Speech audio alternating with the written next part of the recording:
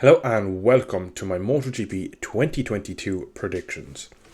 In this video, I'm going to give my predictions for all three classes. I'm going to give a world champion, my dark horse for the title, LCQ last chance qualifier, a rider I believe needs to have a solid season to save his MotoGP career, and ROTY Rookie of the Year. So we're going to jump straight into Moto 3 and we're going to go in reverse order. So we're going to start off with my Rookie of the Year for Moto 3. And as you can see now, it is a Sora, which is of course Alberto Sora. He will be in the Snipers Moto 3 team. This guy, yeah, no, a lot of riders, especially the rookies, may have done a ride or two in these class, but unless it's their first full season, I class them as a rookie. Sora rode last year at Assen, I believe. I think something like COVID. I think was it? I don't know. But he basically, it isn't his first time in the class anyway, but it's his first full season, so I class him as a rookie. Now, this guy is regarded among the Italians as the next big thing, a bit like Finati when he came along, Pecco Bagnaia. He is really high regarded, and he is now a part of the VR46 Academy, and he's in a pretty good competitive Moto 3 team with it used to be Marinelli Snipers, now they're just the Snipers Moto 3 team. So yeah, big hopes for this guy. Still very young, of course, as a junior in the Moto 3 class. So I reckon it was a close match between him and Mario Aggi. Aggi was on my mind as well. I know the Asians absolutely adore Mario Aggi, and he should be a big prospect for the future. So I just gave it to Sora, just pipped him, and yeah. So we're going to jump on now to our LCQ last chance qualifier. And this guy has been in the lightweight class since 2010. So he's been around a few times. And he's been a full rider for the last 9 years. It is, of course, John McPhee. Now, McPhee, over the last couple of years, has had some bad luck with teams pulling out on his Moto 2 ride. Petronas, that would be. And the team collapsing and this and that. But this year, he's in the Max Racing team. I think that's the name, Max Biaggi's team, basically. He replaced Romano Fenati, who's moved up to Moto 2. And it's one of the better teams, so he has to fight for the championship. He has to be week in, week out in the top 5. Crashed too much last year. Like, didn't he? I don't think he finished like the first 4 races or something. I know he got knocked off and won and whatever like that, but oh my god, he had there's a famous saying, you can't win a championship in the first round, but you can definitely lose it. And this guy lost it after 3 races. He was, God knows, 60 points behind Pedro Acosta, and that's just not attainable to gain that back against these absolute murderers in Moto 3. They're just too good. Can't give him that sort of gap. And yeah, he wants to go to Moto 2. I don't know if there's anyone interested at the moment in him. His best opportunity was he had on paper a contract with Petronas to move up to the Moto 2 team, but basically they had 3 riders, 2 seats, and he was the one that was at odds, unfortunately, for John. So yeah, I do believe that John has to have a strong 2022 for him to even be in the MotoGP paddock for 23. I don't think it's a guarantee. I could see him go over to Supersport, maybe if he doesn't have the season, but he's in the right team, so I'm holding faith for now. We're going to move on out to the dark horse, and this guy is going into his 4th season. It is Turkish rider Deniz Öncü. Now, Deniz is brother, obviously, to Can Öncü, who's in the Super Sport World Superbike class, and he's doing bits over there on a ZX6 up against a million R6s. But Deniz was the younger of the two, slightly, I think, and he was always kind of in his brother's shadow. His brother came up, won that first Moto 3 race in Valencia in the wet, and everyone was banging on about Can Öncü, and he did nothing in his full-time ride. Now Deniz is showing form, so it'll be interesting to see, can Deniz push for the title this year. He had a few races last year where he was very, very strong, and he's very aggressive. Again, you have to be in Moto 3. It's just the way the class is gone. You have to be aggressive, and if you're not aggressive, you end up being beaten about. Sometimes John McPhee gets questioned, is he aggressive enough, and does he get beaten up a bit too much? But I believe Deniz has everything he needs, including a good team and bike, to give the my world champion of elect a good run for his money. He has been called into question a few times with his actions, especially with the Texas crash from last season when he got a race ban. I still believe it was one of the bad ones. It was, they kind of used him as a scapegoat just to penalise someone, but like there was worse things went on throughout the year. Other than that, that was just a really bad moment and something bad happened at the time. Thankfully, no one was seriously injured, but it was a horrific accident anyway. Right, that is the dark horse. We're going to move on now to who I believe will be the world champion in 2022 in the Moto3 class. Probably not a surprise to many. He was runner-up in last year to Pedro Acosta. Of course, it is Dennis Foggia. So he's staying with the Leopard Moto3 team. There was a big outburst that he was leaving, problems with his dad and the team and all that, but eventually they managed to settle down and he put on a real good charge for the title, winning a lot of races. That Honda, whatever they managed to do, they managed to get a lot more top end than anyone else on the grid. And I believe if they get that bike going well and he gets a good start, doesn't have the distractions off the bike that he had last year, I believe he is the strong favourite for the 22 season. I still think I think he could have like a proper dominant year, which you don't see much in Moto 3. So there's some bogey tracks he has to iron out, and maybe sometimes in qualifying he leaves himself too much to do. But if he can build on last year, I think he'll be untouchable. I think he will absolutely wipe the floor with them. So yeah, that is Moto 3 done. So let me know in the comments down below what you think of my Moto 3, and we'll jump now to Moto 2. So we will start once again with Rookie of the Year, and it's pretty the easiest one I've had to do. Of course, it had to be Pedro Acosta. He's a bit further up the list as well. I'm not going to give away yet where, but I believe he's going to have a really strong year.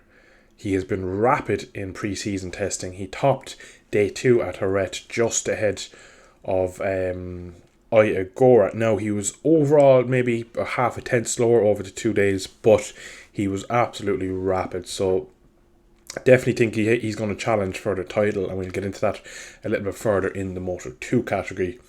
Now we're going to swiftly move on to our last chance qualifier, and this guy, again, he's 31 years old as of right now. It is Sam Lowes. Now, a lot of you might think this is a bit harsh on Sam. I did find it a bit hard to find a last chance qualifier in the Moto 2, and the reason I went with Sam is because he's had his chance in GP.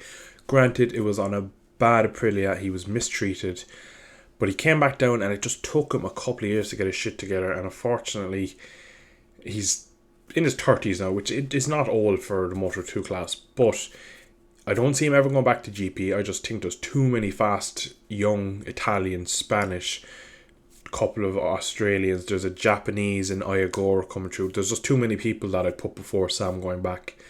I'd like to see him move to the Superbike paddock now. I reckon he'll have at least another couple of years in Moto 2, but I believe he needs a strong year this year.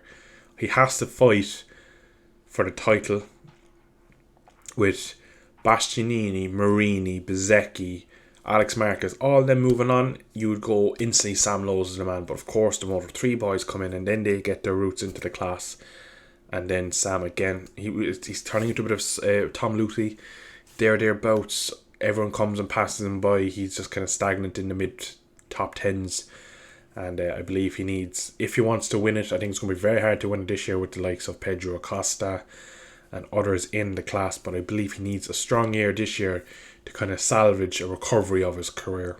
Overall, he's been pretty good in Moto 2, but he's just missing something. It's a bit of consistency. He makes he makes quite frequent silly mistakes, crashing out of comfortable podiums, and yeah, I imagine if you're a British fan, he's probably the worst thing in the world to be supported because he lets himself down so often when he has the pace. So yeah, I just want to see a good consistent year from Sam. Even if he doesn't win the championship, if he can get top 3 in the championship, I would class that as success. And the odd race win here and there. He has plenty of experience. I expect nothing less from Sam, and I wish him well. Now, my dark horse for Moto 2 is down to 2 riders, both Italian, and I ended up giving it to Cestino Vietti The other one was Tony Arbolino. The two of them looked quite good in patches last year, but I just gave it to Vietti because I believe he can, maybe is in a better position to fight for the championship. He looked really strong the last 3 or 4 rounds of 2021. I believe he will push on to be a regular frontrunner, regular podium man, I believe, in 22. And I hope he does fight for the occasion race win and maybe put himself in the shop window for a world championship bid, if not in 22, but definitely in 2023. Of course, he is riding for VR46, which is known to be a very good Moto2 team, having race winners over the last couple of years with Bezzecchi and Luca Marini, and now the two of them in GP. So Vietti will want to do very similar things a couple of years in the VR46 team in Moto2, win a few races, maybe challenge for a title, and then move up. So yeah, there's going to be a massive backlog of riders who want to get into GP. GP at the moment is very stacked with young, fast, hungry riders. I don't know where the places are going to come from them. If you look at the young prodigies in Moto2 that want to get in, it's going to be a hard time to get into GP now. We're a couple of years there where everyone was kind of getting older and there was a changing of the guard, but that's happened now and a lot of them are young. You're not going to find it easy to get a factory seat in GP anymore. So many of you will have guessed who I've picked for world champion, and it is of course the rookie Pedro Acosta. So he's managed to get 2 spots on the list, which is the only rider in any class to get 2 slots on this. And just going back to what I said about him being rookie of the year, he's one of the fastest men already in the class in pre-season. Now of course pre-season is pre-season, there's no pressure on him, he's learning the bike, but I believe hands down he will be the man to beat. I reckon he's going to give them hell in that class. He trains on an R1 and like a car park, little cones everywhere. This guy's got bike control is second to none. I reckon he'll be in GP before we know it.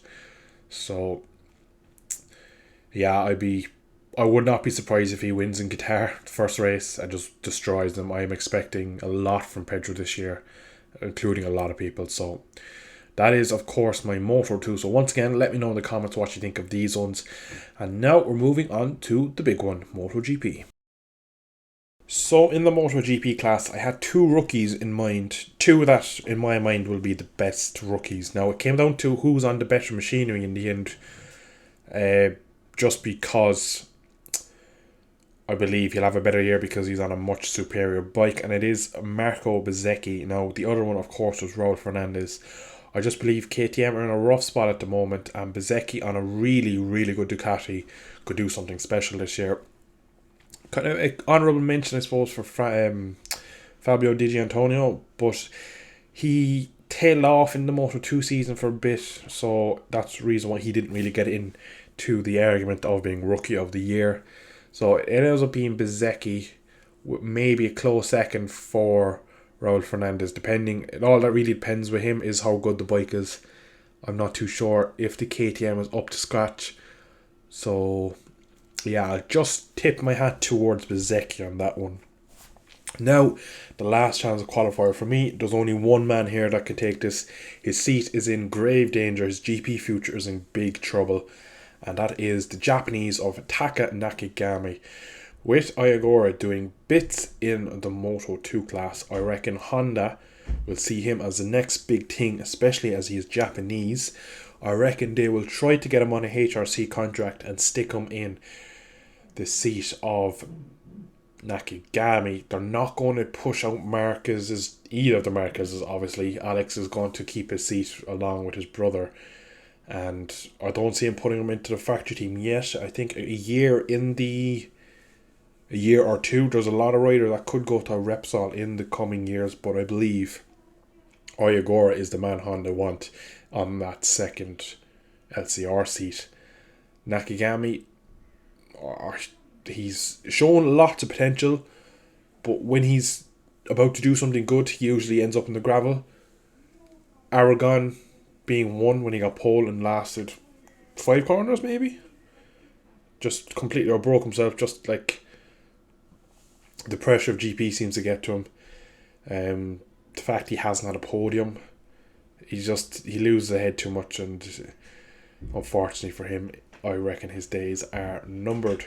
So now we're moving on to our dark horse in the MotoGP class. Now this guy, I absolutely adore him. Now that Rossi is retired, he's kind of the rider I want to do well the most now. I've kind of said to myself that Rossi's retired, I just want to enjoy the sport. There was parts of, we'll say from 2014 to 2018 where the Rossi-Marquez rivalry kind of, I wouldn't say ruined the sport, but if Rossi did well and Marquez didn't, I would be really happy. But if it's the other way around, it would kind of it made it like soccer when like your team loses and stuff like that. And I didn't like about that. I just absolutely adore bike racing and I just want to enjoy it. Like when I watch BSB, World Superbikes, MXGP, Supercross, Enduro, I just enjoy watching it. When GP, I love Rossi so much that I was adoring him when he did well, but then when it wasn't, I was disappointed. I remember distinctly Le Mans 2017, it was just after Daryl Nicky had passed and Valentino made an overtake on Maverick, and then Maverick track extended, didn't get a penalty, gained time on Rossi, and then Rossi made a mistake into the bus stop and then crashed a couple of corners later trying to repass Maverick. And I remember just being depressed out of my head after that one, because there was a lot more than a race went on the cards. That one was from Nicky, of course, and that was just really sad. And I remember I wanted to just enjoy the sport, so I'm not really picking riders, but this guy, a bit of a spiel to get there, but it is Frankie Morbidelli. How can you not love Frankie? Yeah, a lot of people, a lot of big name journalists aren't mentioning Frankie in the title. Now, race fitness, we don't know where he's at. Of course, he had surgery last year on his left knee. I believe it was left knee. I think it was definitely one of his knees. He had I think he crashed at the ranch, strained it, and it was never after gaining back strength.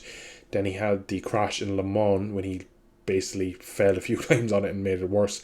Got surgery, was out for a while, came back, was quick, was very quick, but he couldn't do many laps and ended up spending a lot of the time just going backwards in the races because he was getting fatigued with his knee. He could barely bend his knee at some points, which is ironic. It's scary to think of riding a MotoGP bike that you can't bend your knee. But yeah, I would believe if he's fit enough, I believe he will be there. I don't think Fabio will have his own way with him. I believe Frankie is a top level rider. I don't think a lot of people see that in him, but I do.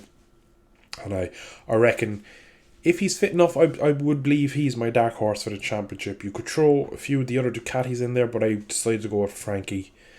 And yeah, so we're down to the big one. Who do I believe will be the world champion in MotoGP in 2022? I've given it to Francesca Bagnaia, of course. So Ducati have only won one singular Riders' Championship since 2003 when they joined. So they're nearly in the class 20 years. This is their 19th attempt at it. They've won it once with an Australian, I think his name is Casey. I don't know whatever happened to that fella. And yeah, they've been trying and throwing truckloads of money, and now they believe they have their man. They tried Rossi, they tried Lorenzo, they've tried nearly everyone they've gotten their hands on, and people have come close. Davi, Iannone was quick, couldn't do it over a year, and now they have this guy, an Italian, who's been bred on this bike in MotoGP, and now he looks like he's just managed to make it click and become a race winner. Towards the end of the year last year, he was pretty much untouchable. He was rapid. If he started the year off like he ended it, I think we would have a different champion of this year. But anyway, yeah, I can't see Fabio winning it again, not with that Ducati, what it can do on the straights. And I believe all the rumours coming out of Yamaha is that he's unsettled, Fabio that is, and he's looking to maybe jump ship to Honda, which would be very interesting for the 23-24 season.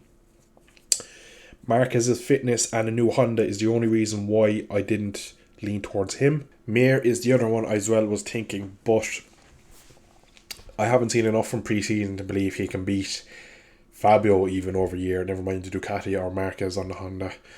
So once again, I'd like to know your guys' feedback. Let me know what you believe in the comments. That is my 12 riders that I believe is going to be the 3 world champions: Pecco, Pedro and Dennis.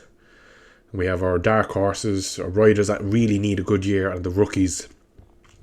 MotoGP is in a great place at the moment. All three classes ultra competitive as ever. So it's going to be a brilliant season. We only have about 2 weeks until we get away under the lights at Qatar. I cannot wait. Best time of the year, getting back down to Qatar. I love watching new GP bikes going around there. It's just such a buzz of the new season. I'm going to leave it there. Let me know your thoughts and feedback in the comment. And yeah, thank you all for tuning in. I'll catch you in the next video.